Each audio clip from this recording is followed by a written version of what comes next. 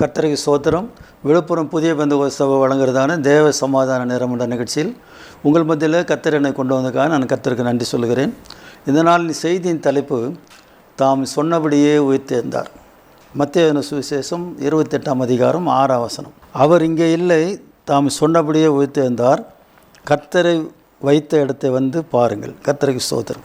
ஆண்டவராக இயேசு கிறிஸ்து மரித்து அடக்கம் பண்ணப்பட்ட பிறகு அவருடைய சரீரத்துக்கு சுகந்த வர்க்கங்கள் போடும்படி சகோதரிகள் புறப்பட்டு போனார்கள். 3ஆம் வசனத்திலிருந்து, அவனுடைய ரூபம் மின்னல் போலவும் அவருடைய வஸ்திரம் உறைந்த மழையை போலவும் வெண்மையாகவும் இருந்தது.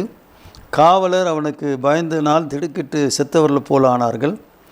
தூதன் அந்த ஸ்திரீகளை நோக்கி, நீங்கள் பயப்படாதிருங்கள், சிலுவையில் அறையப்பட்ட இயேசுவை தேடுங்கள் என்று அறிவேன். இந்த ஸ்திரீகள் ஆண்டவருடைய சரீரத்துக்கு சுகந்த வர்க்கங்களை போடும்படி புறப்பட்டு போனார்கள். அங்கே பெரிய ஒரு கல் அந்த கல்லறையில் மூடி இருந்தது. அந்த கல்லை நமக்காக யார் தள்ளுவார்னு சொல்லி ஒருவரோடு பேசிக்கொண்டு போனார்கள். அங்கே திடீரென்று தூதன் வந்து நின்றான். கர்த்தருக்கு ஸ்தோத்திரம்.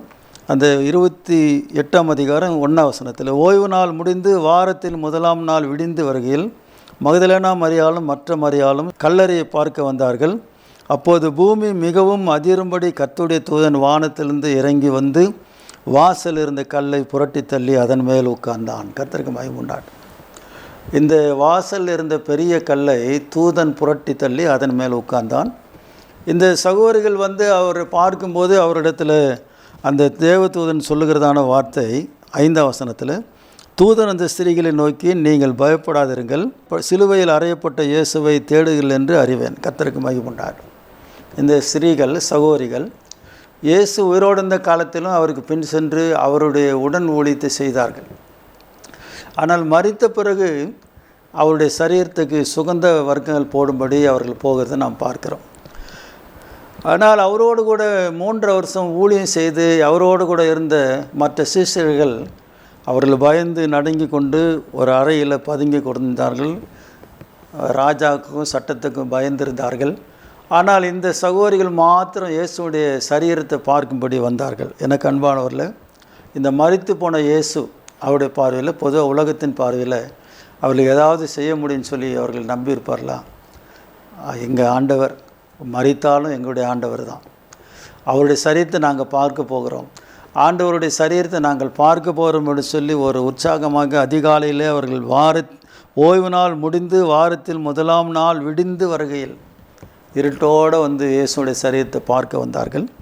அந்த தூதன் சொல்லுகிற வார்த்தை தான் 6ஆம் வசனம். அவர் இங்கே இல்லை, தாம் சொன்னபடியே உயிர்த்தெழுந்தார், கர்த்தரை வைத்த இடத்தை வந்து பாருங்கள். எனக்கு அன்பானவரில், அவர் சொன்னபடியே ஆண்டவர் சொல்லும்போது சொல்லுகிறார், அந்த தேவாலயத்தை எடுத்து போடுங்க, 3 நாளில் நான் அதை திரும்ப கட்டுகிறேன்னு சொன்னார். அது அவர் ஜனங்கள் சொல்லுகிறார்கள், இதை சாலமோன் கட்டுகிறதுக்கு 40 வருஷம் ஆகிட்டதே, நீங்கள் 3 நாளில் கட்டுறேன்னு சொல்கிறீங்களேன்னு சொன்னாங்க. ஆனால் ஆண்டவர் தேவாலயத்தை குறித்து சொல்லாதபடி அவருடைய சரீரத்தை குறித்து சொன்னார். கர்த்தருக்கு ஸ்தோத்திரம். ஆகவே இந்த வசனங்கள் நாம் அடிப்படையில் அவர் சொன்னபடியே உயிர்த்தெழுந்தார்னு சொல்லப்பட்டிருக்கிறது. ஆண்டவர் அவரை மரணத்துக்கு ஒப்பு கொடுத்திருந்த பிதா அவருடைய மரணத்தின் கட்டுகளை அவிழ்த்தார். வசனம் அப்படி தான் சொல்லுகிறது. கர்த்தருக்கு ஸ்தோத்திரம். நம்முடைய அக்கிரமங்களுக்காக அவர் மரித்தார், நம்முடைய பாவத்துக்காகவே அவர் மரித்தார். அந்த மரணத்தை பிதா அனுமதித்தார். கர்த்தருக்கு ஸ்தோத்திரம். மரணத்துக்கு அவர் தான் ஒப்பு கொடுத்தார். தம்முடைய குமாரனாகி இயேசுவை மரணத்துக்கு பிதா தான் ஒப்பு கொடுத்தார். கர்த்தருக்கு ஸ்தோத்திரம். ஒப்பு கொடுத்த பிதா அப்படியே விட்டு விடாதபடிக்கு தம்முடைய குமாரனாகி இயேசுவை அவர் எழுப்பினார், உயிரோடு எழுப்பினார். அதான் வசனத்தில் நாம் பார்க்கிறோம். 24ஆம் வசனத்தில் நான் வாசிக்கிறேன். அப்போஸ்தலர் நடபடிகள் புஸ்தகம் 2ஆம் அதிகாரம் 24ஆம் வசனம். தேவன் அவருடைய மரண உபாதியில் கட்டை அவிழ்த்து அவரை எழுப்பினார். அவர் மரணத்தினால் கட்டப்பட்டிருக்க கூடாதிருந்தது. மரணத்துக்கு ஒப்பு கொடுத்து அதே தேவன் தம்முடைய குமாரனாகிய இயேசுவை மரணத்திலிருந்து விடுதலை பண்ணினார். மரண கட்டுகளை அவிழ்த்தாராம். இந்த வசனம் அப்படி தான் சொல்லிப்பார். தேவன் அவருடைய மரண உபாதைகளின் கட்டை அவிழ்த்து அவரை எழுப்பினார். அவர் மரணத்தினால் கட்டப்பட்டிருக்க கூடாதிருந்தது. கர்த்தருக்கு மகிமை உண்டாகட்டும். இந்த இயேசு கிறிஸ்து பிதா எழுப்பினதை நாம் பார்க்கிறோம். 24ஆம் வசனத்தில் அப்படி தான் சொல்லப்பட்டிருக்கிறது. கர்த்தருக்கு ஸ்தோத்திரம். அந்த வசனத்தில் 2 காரியம் சொல்லப்பட்டிருக்கிறது. மரண உபாதியின் கட்டை அவிழ்த்து அவரை எழுப்பினார், முதல் காரியம். 2வது காரியம், அவர் மரணத்தினால் கட்டப்பட்டிருக்க கூடாது இருந்தது. நம்முடைய இயேசு கிறிஸ்துவை மரணம் அடைத்து வைக்கவில்லை. சாவுக்கே ஒரு சாவு வந்தது என்று சொன்னால் அது இயேசுடைய சாவில் தான். மரணமே உன் கூர் எங்கே, பாதாளமே உன் ஜெயம் எங்கே என்று சொல்லி ஆண்டோடைய வார்த்தை சொல்கிறது. கர்த்தருக்கு ஸ்தோத்திரம். அதில் அந்த 24ஆம் வசனத்தில் மரண உபாதியில் கட்டை அவிழ்த்தார் என்று சொல்லப்பட்டிருக்கிறது.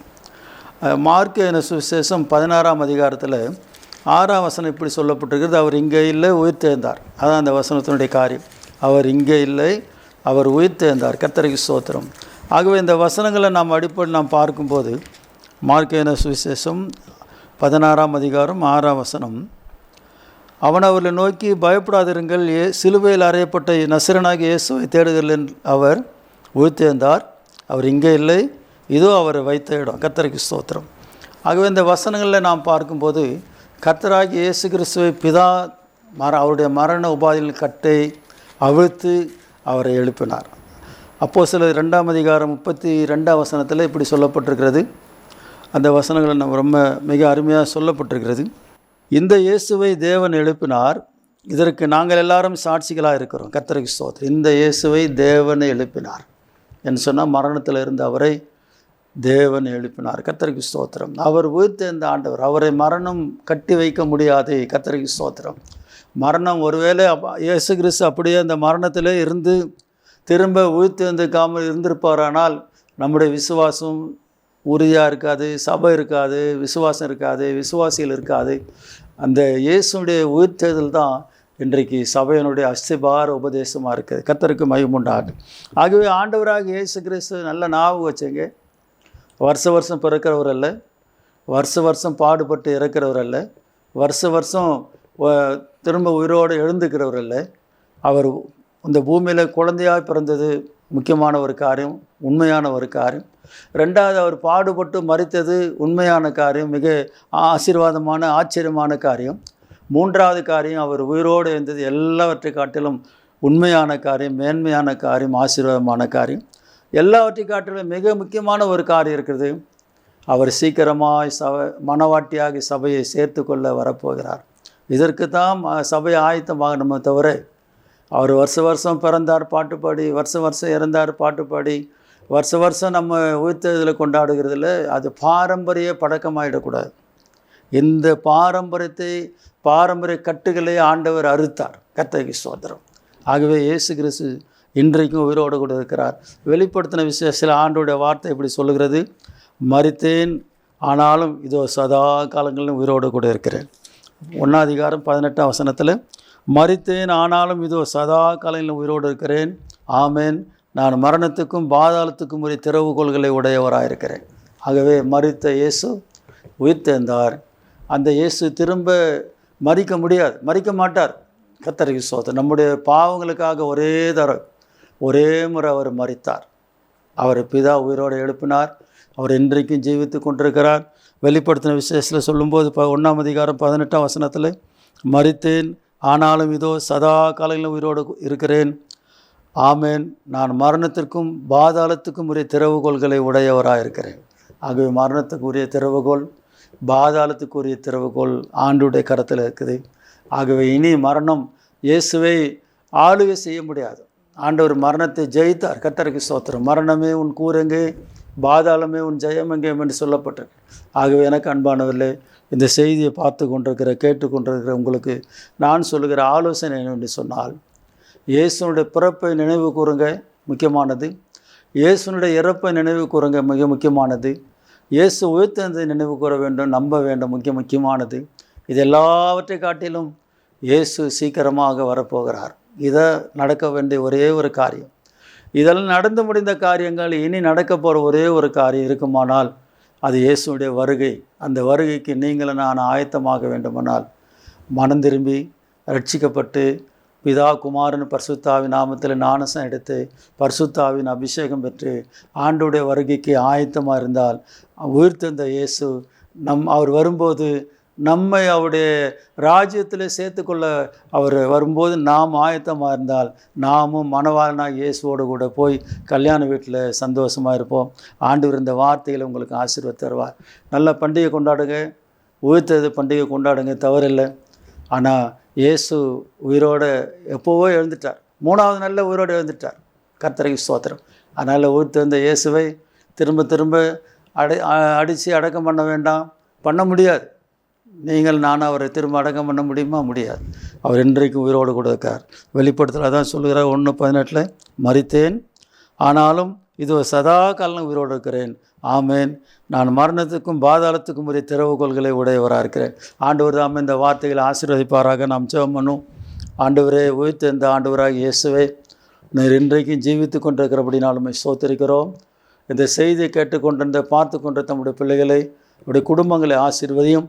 ஆண்டவர் இது ஒளிபரப்பு கொண்ட தம்முடைய பிள்ளைகளை ஆசீர்வதியும். உயிர்த்த இந்த இயேசு சீக்கிரமாய் மனவாட்டியாக சபையை சந்திக்க நீர் வரப்போகிறீர். நாங்கள் அதற்கு ஆயத்தமுள்ளவர்களாய் காணப்படும்படி கர்த்தர் எங்களுக்கு இரக்கம் பாராட்டும். இந்த செய்தியை ஆசீர்வதியும். கனம் துதி மகிமை எல்லாம் நமக்கு தருகிறோம். இயேசுவின் நாமத்தில் கேட்கிறோம் பிதாவே, ஆமென். கர்த்தர் உங்களை ஆசீர்வதிப்பாராக. God bless you. சர்வலோகத்தின் பாவத்துக்காக அடிக்கப்பட்ட தேவாட்டுக்குட்டி கல்வாரி மேட்டினில் நம் எல்லாரின் பாவங்களுக்காக சிலுவையில் தொங்கினார். அவர் சிந்தின இரத்தமே நம்முடைய பாவத்தின் பரிகாரம். அந்த இயேசுவை நோக்கி பார்த்து அவரிடம் வர ஏன் இன்னும் தாமதம்?